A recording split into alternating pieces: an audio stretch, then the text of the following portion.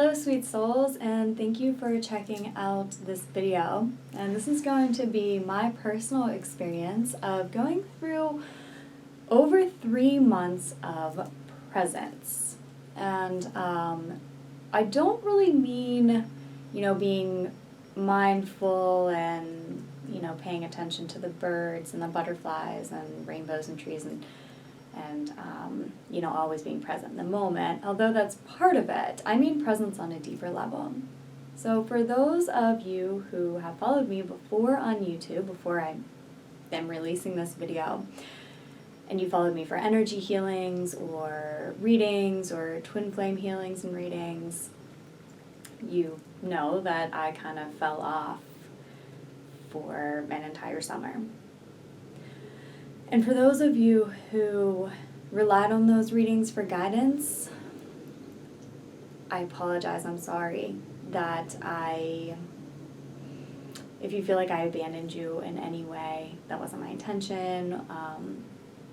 I didn't mean anything negative by kind of just like stopping everything. And I know that several of you reached out to me and were wanting to make sure I was okay, and I appreciate that.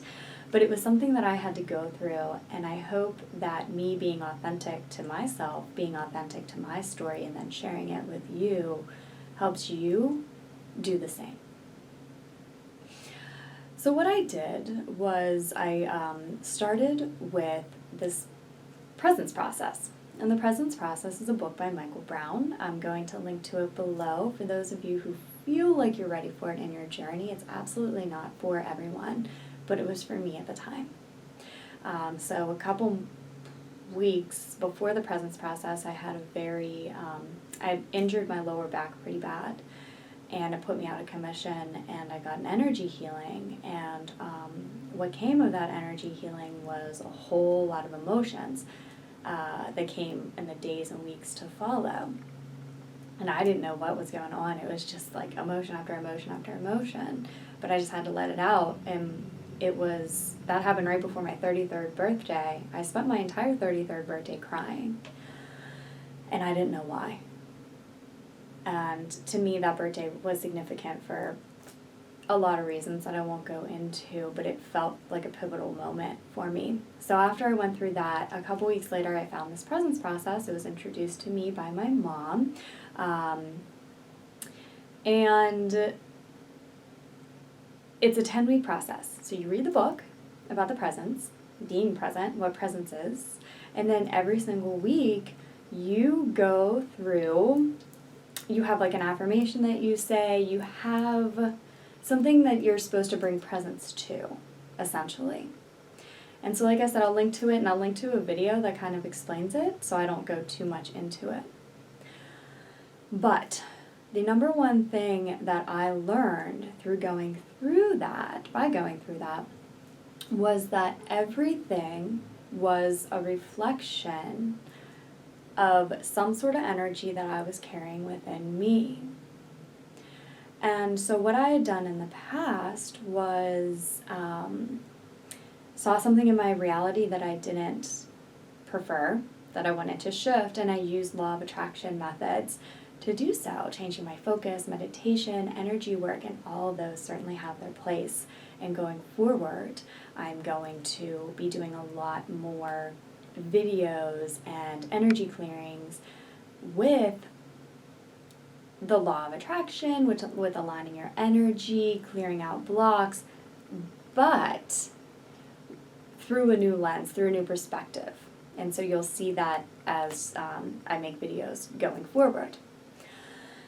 But everything was a reflection on something I was holding on to deep in my core. And everything was a lesson. So it wasn't meant for me to shift. It wasn't meant for me to change. It was meant for me to reflect on deep within myself. So one of the processes that you go through is when you experience an emotion, typically an unpleasant one, because those are the ones we really want to work through, right? When you experience something being reflected back to you and you feel, let's say, anger, then you ask yourself, when was the last time that I felt this way? Like, when was the last time this circumstance, this situation occurred? And then you trace it back. Okay, what was the time before that? What was the time before that? What was the time before that? And you keep going back and back and back until you get to the core of it. And oftentimes, you can't remember. So that's when you shift from your mental body to your more emotional body. So sometimes you can't remember the story of when an emotion originated, but you can feel that core emotion. And what you have to do when you feel it is allow it and be present with it. And love yourself through it and nurture yourself through it. And by doing that, it's like you go deeper and deeper and deeper and deeper. You go deeper into yourself, but then at the same time, it's like you're expanding. So even though you're going deeper into your core wounds, your perspective is getting so much bigger, is so much grander. You can see people and places and energies and everything for what they are. And so I got to really the core of what was within me. And during the presence process, Michael Brown says there's 3 main emotions. There's anger, sadness. Oh, now I forget what the third one is. Anger, sadness. It's like shame or guilt or resentment. Fear. Gosh, okay, anger, sadness, or fear. And that's so funny, I couldn't remember fear because that was my core one. So you get to the core of what's behind everything. And what I recognized was that there was a core energy, and I saw it like just this terrified little child who was just like shaking, constantly shaking. And for those of you who follow me, you probably heard me talk about anxiety and dealing with that, and that's what anxiety feels like to me. It's like this shaking in my psyche and my body. And that was what was at the core of everything. Now there was this core, and then there was this whole group of soldiers that were defending, trying to protect this terrified little child. So that's where anger came in. That's where procrastination came in. That's where judgment came in. And so all these things that I used to try and shift within myself, I would judge myself. Where like, why do I still think this way? I know better. Logically, I know better. What I wasn't seeing was on an energetic level. These were energies that I put in place to defend this terrified little girl. Now that took about 9 weeks to really get that insight. And maybe listening to it, you're like, okay, yeah, that's so simple. Like, of course, we hear all this stuff on inner child, but it's different when you go through it and when you understand it for yourself and you feel it for yourself. Because my experience might resonate with you, but I will guarantee it's not your exact experience, because we've all had different lessons that we need to learn. We've all had different experiences. So once I got to that core, then I was able to get to the root of everything. You know, I was able to nurture that piece of me and love that piece of me. And then I went, after this 10 weeks, it was like, where do I go next, right? Like, I felt freer. It's not that that little girl is gone. The whole process of, the purpose, rather, of recognizing this energy and allowing yourself to be present with it is it integrates into you. So it dissolves, basically, because it's like there's your main part of you, who you truly are, it's soul level, and all these little broken fragments because we were hurt time and time again. And so what you want to do by feeling the anger, feeling the sadness, feeling the guilt, feeling the jealousy, feeling the resentment, feeling the forgiveness, the joy, whatever it is, you make it safe for those fragmented pieces to integrate back into the whole. And so once you become more and more integrated, then the larger and larger energies feel safe to present themselves to you. So after I went through the 10 weeks, I had about a week off, and then I went 2 weeks into an ashram, which was completely out of my comfort zone, which was even more triggering for a variety of reasons, but also very healing at the same time. And I did not have any option other than to be 100% present in every single moment. Because from 5:30 a.m. to 9:30 p.m., my day was structured on yoga or being out in the garden or chopping up vegetables and going to satsang and meditation. And so I was fully present. So then I came home and I was feeling really good, but not knowing how to like be myself in reality, not knowing what my place was, but still feeling really, really good. And then I was feeling really, really good, and it's like another reflection came to me. So I was feeling so great. I'm like, yeah, I'm ready to move forward. I was going to start filming videos again.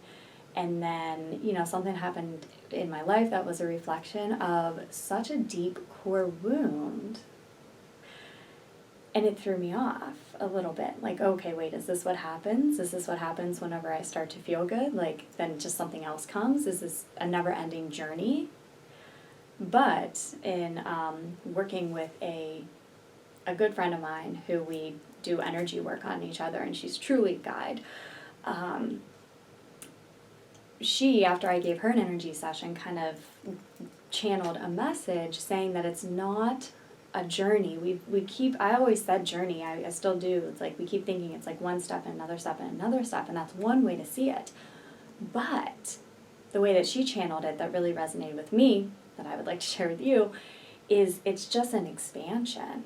So once I got to a point of being able to be fully present in my emotions and feeling good and feeling centered, then my awareness expanded even more, so I could see something else that held me back from truly being free, because that's all we really want. We want freedom and we want happiness.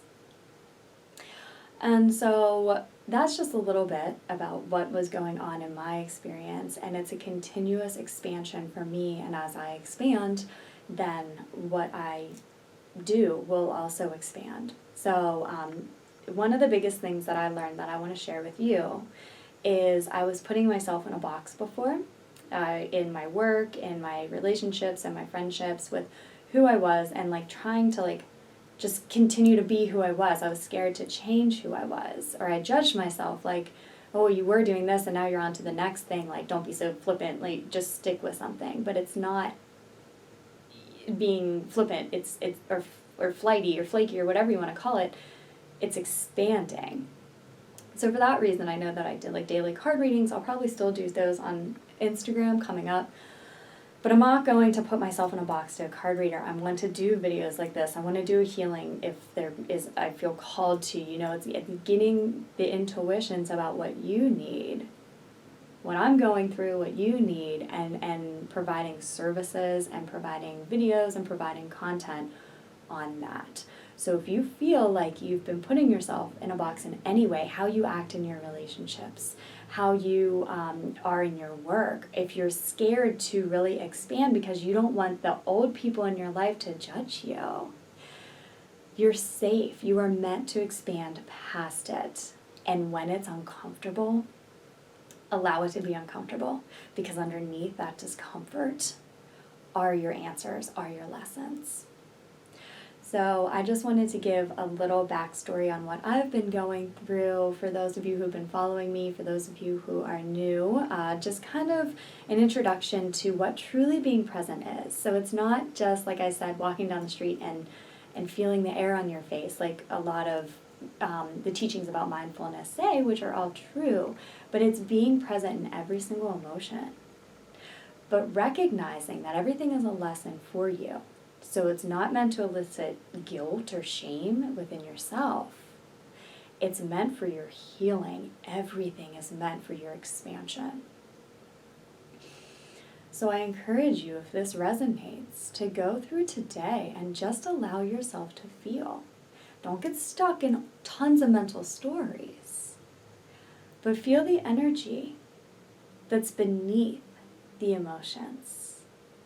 And that's when you truly start to heal, and you truly start to expand. And like I said, when we talk about law of attraction, this is the first step to that. This is building the foundation.